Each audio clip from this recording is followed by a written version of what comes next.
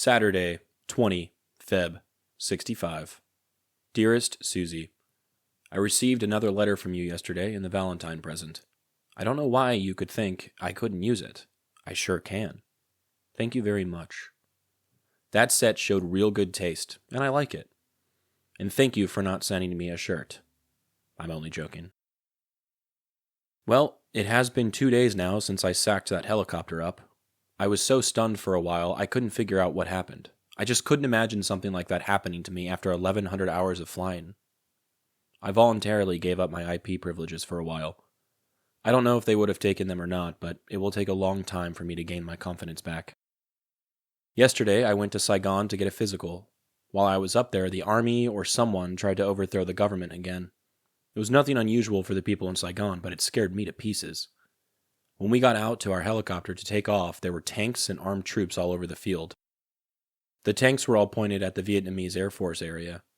We all got in the helicopter to take off, expecting them to try to stop us, but they even moved a tank so we could take off. It was strictly a Vietnamese problem.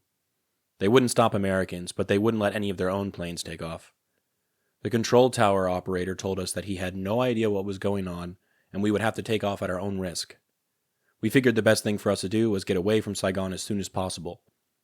Sure enough, we were only off the ground about 5 minutes when they closed the field completely. I guess it opened up again today. You will probably hear about it on the radio. There is never a dull moment over here. These people formed a good government the other day. I doubt very seriously if they have any power today. The Vinh Long area is pretty quiet. We didn't even have any missions today, so everybody is out right now sunbathing. This hot weather is ideal for that. As I sit here at my desk writing, I can look out my window and see our Vietnamese laborers filling sandbags. It takes at least 3 sandbags to stop a mortar round, and they are trying to cover everything here with them. They have to fill up about 2 million of them for this compound alone. Charlie is doing fine. He had me worried the other day. He got someone's shaving cream and ate some of it. It made him real sick. And I can't keep him locked up. It will cost me $2 a pound to ship him home. And time I get ready to go, he will be pretty big, so I don't know.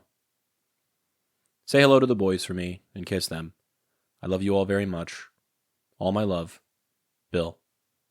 P.S. I didn't forget about sending you that camera. It just didn't come back yet. Love you.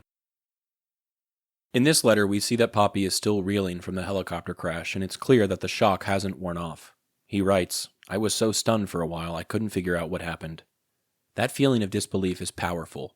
This wasn't just any mistake, it was something that completely shook his confidence after 1,100 hours of flying. When someone with that much experience suddenly faces failure, it's not just about the immediate consequences, it's about questioning everything they thought they knew.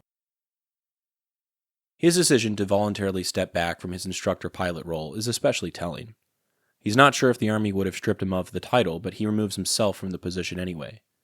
That suggests he isn't thinking about punishment, he's thinking about trust, both in himself and from others. How do you regain confidence after an incident like this? How does it affect the way you see yourself as a pilot?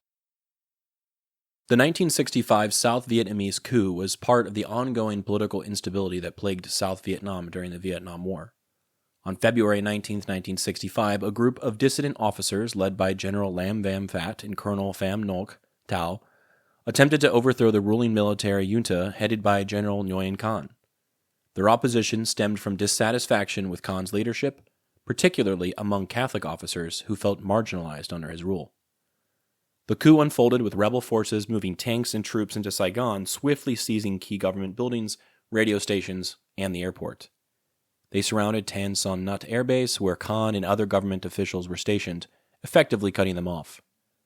However, Khan managed to rally loyal forces, particularly those under General Nguyen Cao Khai, commander of the South Vietnamese Air Force, and General Nguyen Chan Thai. With the backing of Khai's air power and mounting U.S. pressure, the coup collapsed within a day. Despite the attempted overthrow, Khan chose not to execute the coup leaders, instead allowing them to go into exile, a decision that further weakened his authority. Just a month later, on March 11, 1965, Khan was forced to resign under American pressure, paving the way for a more stable military leadership under Nguyen Van Thuy and Nguyen Cao Khai, who would dominate South Vietnam's government until 1975. The failed coup reinforced the perception that South Vietnam's government was unstable, making it harder to wage an effective war against the Viet Cong. It also frustrated the United States, which was preparing to escalate its involvement in Vietnam.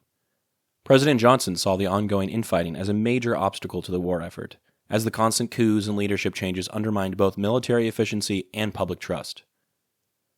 This turmoil benefited the communist insurgency, which thrived on South Vietnam's internal divisions. Popi's trip to Saigon for a routine physical turns into a front-row seat to political chaos. He describes the scene with an almost casual detachment, saying, "It was nothing unusual for the people in Saigon, but it scared me to pieces." That contrast is striking.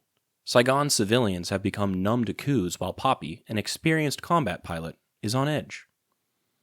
The image he paints is dramatic. Tanks and armed troops covering the airfield, all positioned against the Vietnamese Air Force.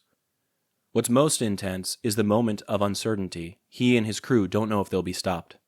The control tower operator offers no guidance, simply telling them they're taking off at their own risk.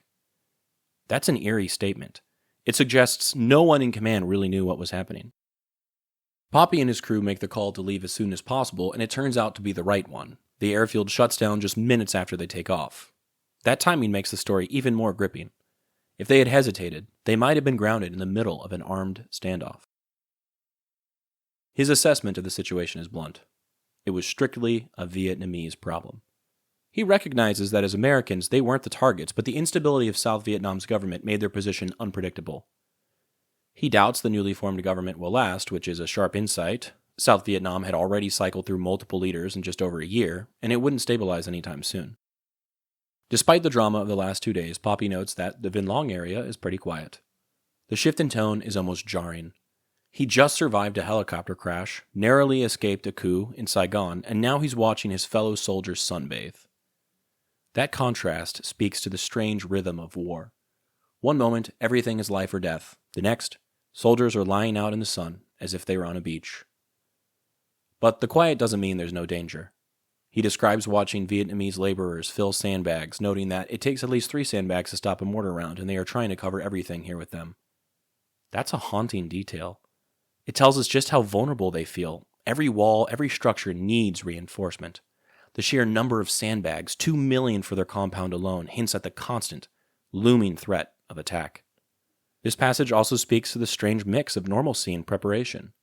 Sunbathing and fortifying defenses are happening at the same time, highlighting how soldiers had to balance the mundane with the ever-present possibility of violence. The photo I chose for today depicts the facade for the Saigon Tan Son Nhut Airport, the same place where the main drama occurred for Popi.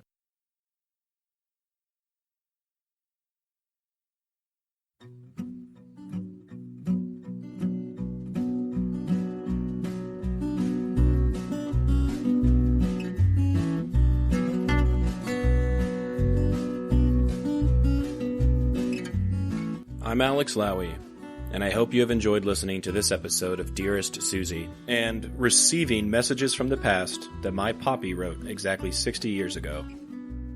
I sincerely appreciate your time and interest. Please consider following the podcast on your preferred platform, and if you're enjoying it, I kindly ask that you take the time to rate the show and leave a review. Also, please follow the project on YouTube, X, and Instagram. All likes, comments, shares, and reviews will help grow the reach of this story. The links for these things should be in the description of this episode. Please feel free to email me at dearestsuziepodcast@gmail.com if you have anything you'd like to say. I'd love to chat or to hear about your stories as well. Thank you for listening, and God bless.